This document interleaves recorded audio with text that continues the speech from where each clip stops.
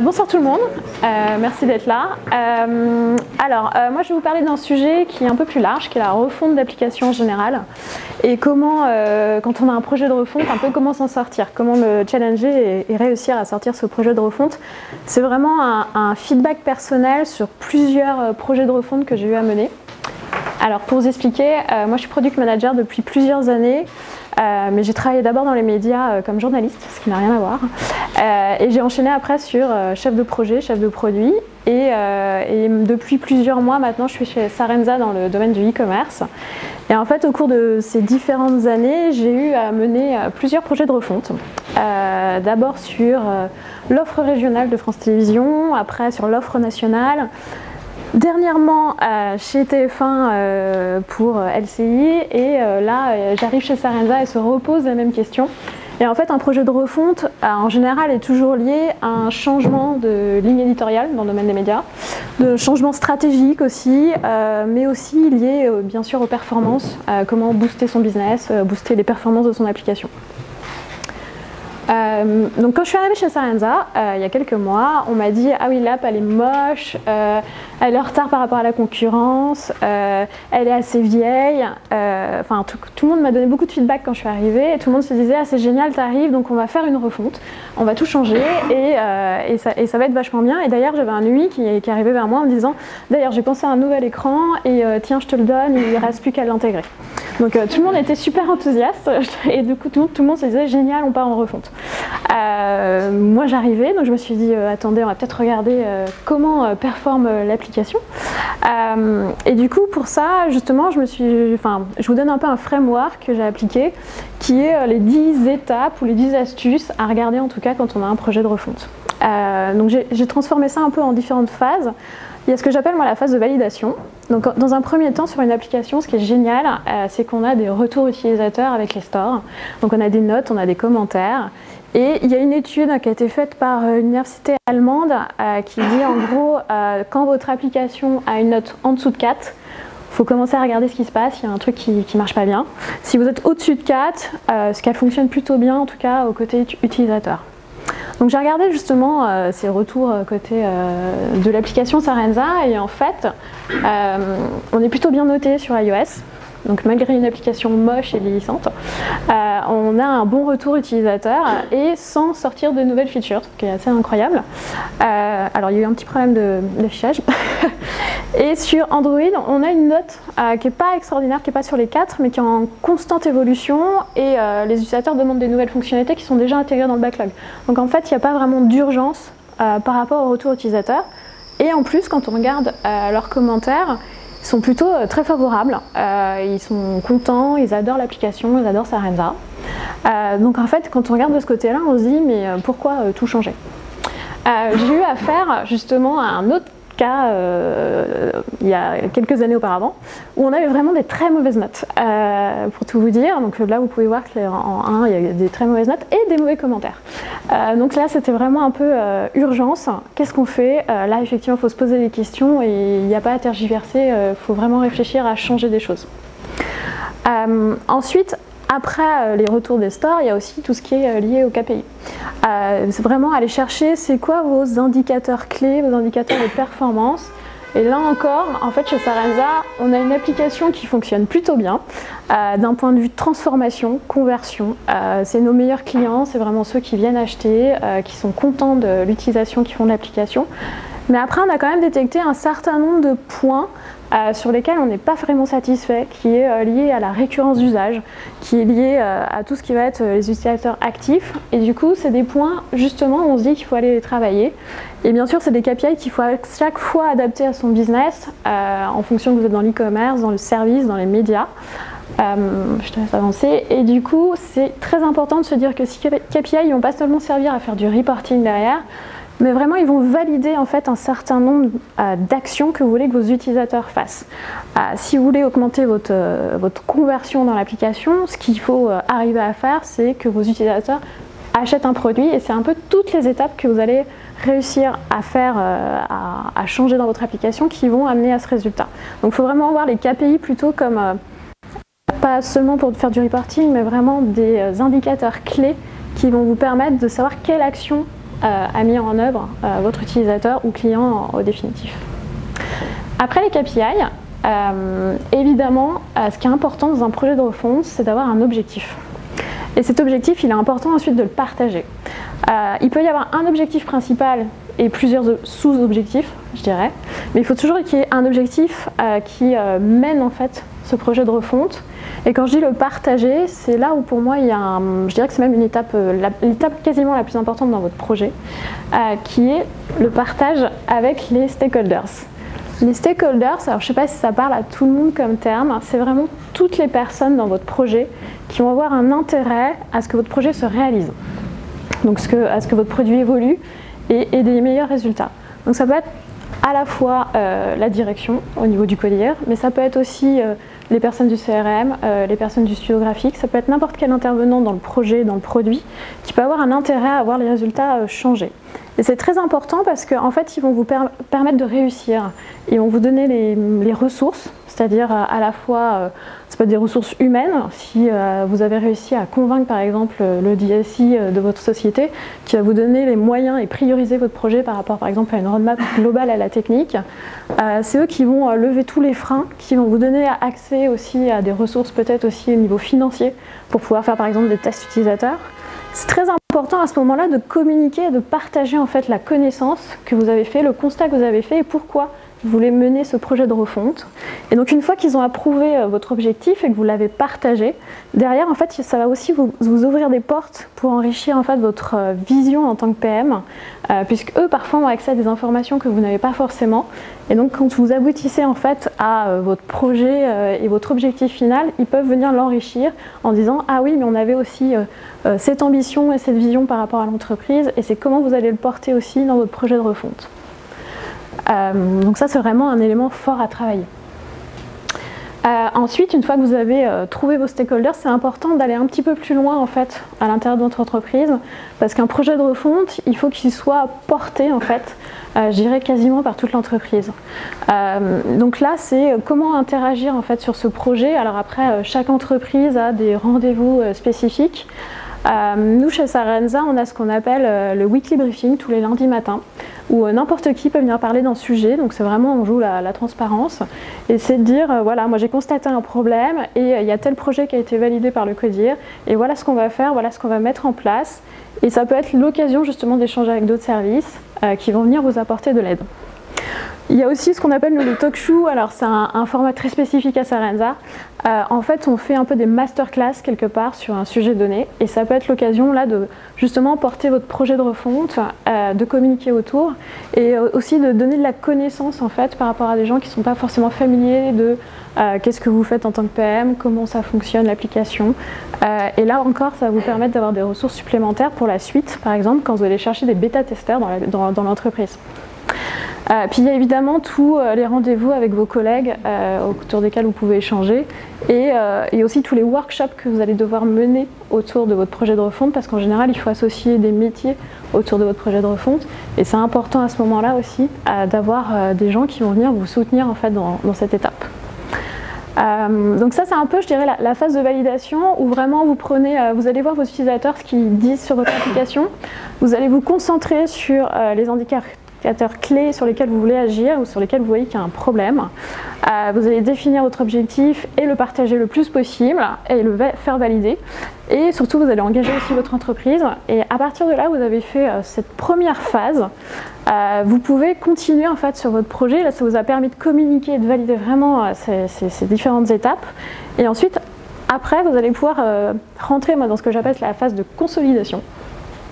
Donc cette phase de consolidation, dans un premier temps, ça va vous permettre de savoir ce que votre projet de refonte va pouvoir apporter à vos utilisateurs.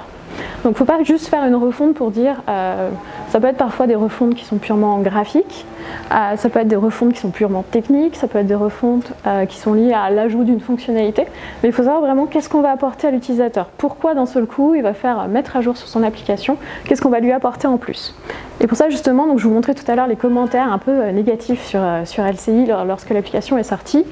Et du coup on a réagi très très vite, quelques mois à peine après la sortie, on a proposé une nouvelle expérience au sein de l'application, alors qui était en amont voulu par la direction, parce que parfois on ne choisit pas forcément ces projets de refonte. Et en fait, on a pris ça comme une opportunité justement de changer pour nous les indicateurs qui n'étaient pas bons, qui n'étaient pas satisfaisants au sein de l'application. Et du coup, on est allé sur une nouvelle proposition qui était au départ LCI, qui se positionnait plutôt comme le recul sur l'information. On n'était pas dans l'info très chaude, on voulait se démarquer de la concurrence par rapport à ça. Et finalement, la direction est arrivée avec un projet de fil d'actu, ce qui n'avait plus rien à voir. Donc il a fallu repenser en fait par rapport à tous les retours utilisateurs qu'on avait sur les problèmes de navigation, je vois pas assez d'infos, j'arrive pas à accéder à l'info que je recherche, pour se dire, voilà, maintenant c'est l'information en temps réel, et du coup comment on traduit ça sur à la fois nos constats sur les KPI qui ne fonctionnaient pas pour nous, et en termes d'UI et d'UX. Il est très important de tenir cette promesse. Et du coup, voilà, je vous montre à peu près l'application, on va dire, sortie en août 2016 et l'application de décembre en fait 2016. À la fin, il y a eu déjà quelques améliorations, notamment sur la navigation, des améliorations aussi sur les formats en fait d'articles qui étaient beaucoup plus en full screen auparavant. Et maintenant, on est revenu à des formats beaucoup plus court, si je peux dire, sur l'écran pour permettre à l'utilisateur de voir qu'il y a une profusion d'informations. Et c'était vraiment ce qu'ils nous reprochaient. Je ne vois plus, j'ai l'impression qu'il y a 3 actus par jour alors qu'en fait il y en a beaucoup plus. Et on avait surtout un KPI qui n'allait pas du tout juste après la sortie, c'était le nombre de pages vues par utilisateur qui avait vraiment chuté. Et donc on est allé travailler ce KPI qui nous a permis de remonter en fait, et les utilisateurs à la fin voyaient plus d'informations. Donc en fait ce qu'on leur a apporté, c'est vraiment bon d'accord, on s'est trompé au mois d'août lorsqu'on a sorti l'application. Ce que vous vouliez, c'est voir plus d'informations. Donc la valeur globale qu'on vous propose maintenant avec ce projet de refonte, c'est je vois plus d'informations dans mon application. Donc ça, c'est vraiment important de se dire quelle valeur j'ajoute dans ce projet. Et ensuite, c'est évidemment essayer, une fois qu'on a vu les commentaires et les avis dans les stores, c'est aussi d'aller un petit peu plus loin, essayer de comprendre les utilisateurs. Et pour ça, on a différents moyens, qui est le test utilisateur. Alors le test utilisateur, ça peut être au Starbucks, sur des wireframes, aller voir des gens et leur poser quelques questions sur l'expérience. Ça peut être sur les applications, on a la chance souvent d'avoir un outil de push à notification et du coup d'envoyer un questionnaire en segmentant bien ces utilisateurs, de prendre vraiment les plus actifs pour leur proposer de répondre à quelques questions et savoir un peu plus ce qu'ils cherchent sur votre application. Et ça va vous permettre surtout de garder un peu le cap, de se dire est-ce que je vais dans la bonne direction, est-ce que le projet qui a été validé en interne correspond vraiment aux attentes de mes utilisateurs ou de mes clients, et de comprendre encore mieux un peu les pain points, comme on dit, dans l'application, et de savoir si vous répondez vraiment aux problématiques des utilisateurs. Et c'est aussi une façon de valider des wireframes en général à ce moment-là. Ensuite, c'est très important de définir son périmètre fonctionnel. Évidemment, quand vous faites un projet de refonte, vous avez la tendance un peu à partir parfois très loin. Et c'est de revenir aussi sur un scope qui va vous permettre de sortir quelque chose rapidement. Souvent quand il y a un défaut, là comme le cas d'LCI à l'époque, il fallait réagir assez rapidement, donc c'était de se dire qu'est-ce qu'on est capable de faire dans un temps assez court et de le proposer directement aux utilisateurs. Donc finalement pour faire ça, il y a évidemment la méthode du MVP. Qu'est-ce que j'ai besoin de donner tout de suite à mes utilisateurs entre le must-have, le should-have, le nice-to-have, et qu'est-ce que je vais travailler un petit peu plus tard sur ma roadmap. Et une fois qu'on a défini ce périmètre fonctionnel, après, effectivement, il y a aussi la définition de comment je vais sortir en fait ce MVP. Est-ce que je le sors d'un bloc, qui est en général pas forcément la meilleure réponse. C'est pas mal d'étaler dans le temps aussi sa refonte, de transformer un écran puis un autre, d'ajouter une fonctionnalité. Et ça permet aussi de questionner les utilisateurs et de voir en fonction aussi, vous allez paramétrer ça en fonction de la business value et la user value, c'est un peu en fonction de vos KPI que vous avez définis. Est-ce que c'est tout de suite très important pour vous qu'ils convertissent dans un premier temps, ou est-ce que c'est tout de suite très important pour vous, par exemple, qu'ils fassent différentes actions mais qui ne sont pas forcément liées à la conversion. C'est à vous là aussi à jauger en fait là où c'est le plus important dans l'expérience que vous recherchez. Et après, donc ça c'était vraiment la période de consolidation, donc c'était quelle proposition vraiment je vais proposer à mes utilisateurs, comment je vais les comprendre, définir le scope, et après comment je vais sortir ce scope au final à mes utilisateurs. Donc après, il y a ce qui, pour moi, la période de réalisation.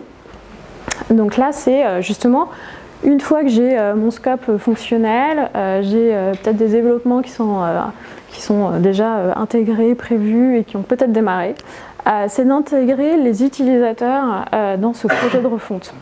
Et il ne faut pas trop tarder pour les intégrer. Typiquement sur LCI, il y a eu un écueil. C'est bien aussi d'avoir des retours de feedback assez négatifs. On avait fait des tests utilisateurs avec vide sans train, avec des moyens, etc., sur une population de gens appétents à la news, mais pas forcément, qui ne regardaient pas forcément LCI, parce qu'à l'époque LCI était encore en payant. Et on leur avait fait proposer différents types d'applications avec différents types de navigation. Et en fait, à ce moment-là, on s'était rendu compte qu'il y avait déjà un problème sur la navigation. Mais il fallait aller tellement vite que finalement, on avait mis ce problème de côté. Et quand on a sorti l'application, le problème il a rejailli en x100. Donc voilà. Donc les pain points que vous voyez en feedback sur des tests utilisateurs, ne jamais les oublier. Voilà, parce que de toute façon, ça finira par vous retourner dessus. Et là, c'est vraiment aller comprendre comment ils utilisent vos wireframes, voire éventuellement aussi à cette étape-là, vous pouvez avoir des propositions d'optimisation auxquelles vous n'avez pas pensé. Voilà. Bon, très bien. Et encore, cette étape-là, c'est important d'avoir des retours utilisateurs avant même la sortie de votre projet. Et souvent, il faut bien le dire, les gens n'aiment pas le changement, et vos utilisateurs non plus. Et du coup, c'est important de préparer un peu en amont le changement. C'est-à-dire qu'il y a des applications, ça c'est Nike par exemple, qui communiquent à chaque fois qu'ils changent une fonctionnalité, qu'ils apportent quelque chose de nouveau. Vous ouvrez l'application, hop, ils vous proposent un push natif avec les éléments qui ont été changés. C'est aussi important de travailler le changelog, de dire voilà, dans un mois, la prochaine version va apporter telle amélioration. De beaucoup communiquer aussi avec vos utilisateurs. Vous pouvez avoir aussi tout ce qui est bêta tester sur lequel vous allez pouvoir vous appuyer aussi pour éventuellement préparer ces nouveautés. Et du coup, voilà, sur cette phase de réalisation, c'est vraiment éviter les écueils en fait, les feedbacks négatifs, détecter tout de suite les problèmes du UX avant même la sortie et vraiment savoir si vous réussissez en fait à atteindre votre but dans ce projet de refonte. Voilà, et il y a un point que je voulais partager avec vous, c'est voilà, une fois qu'on a fait ça, en général, on est plutôt content, on a son projet qui est arrivé à la fin, vous l'avez mis dans les stores, et parfois on se rend compte qu'il y a des fonctionnalités qui ne sont pas du tout utilisées, et là, à ce moment-là, on se dit « Ah, je vais avoir besoin d'expliquer aux utilisateurs comment utiliser telle ou telle fonctionnalité. » Et c'est là où on voit... Ah, tu peux revenir avant. on voit parfois apparaître des petits pop-in dans les applications. Moi, je suis assez partagée par le fait de se dire il faut expliquer à l'utilisateur comment ça fonctionne. Parfois, il faut aussi se reposer la question de la fonctionnalité, peut-être qu'elle n'a pas bien marché. Et du coup, repartir dans ce cycle un peu pour se dire comment je vais être amené à changer tout ça. Donc en gros, moi ce que je vous propose, voilà, c'était les 10 étapes ou les 10 pratiques, on va dire, pour mener à bien son projet de refonte, qui sont, voilà, si je redétaille, c'est écouter les utilisateurs, regarder ses KPI, définir surtout un objectif et le partager avec ses stakeholders, et définir qui sont ces stakeholders aussi sur le projet. Engager aussi son entreprise dans ce projet de refonte pour trouver des supports et comprendre les utilisateurs évidemment à travers de tests, mais ça peut être différents types de tests. Surtout ajouter une valeur, qu'est-ce que vous allez apporter à vos utilisateurs à ce moment-là, et après c'est toute la phase de définition, comment je vais y aller, comment je vais proposer cette nouvelle expérience, et surtout continuer à intégrer ces utilisateurs et ne pas oublier à la fin d'avoir du feedback. Voilà. Je vous remercie. Voilà.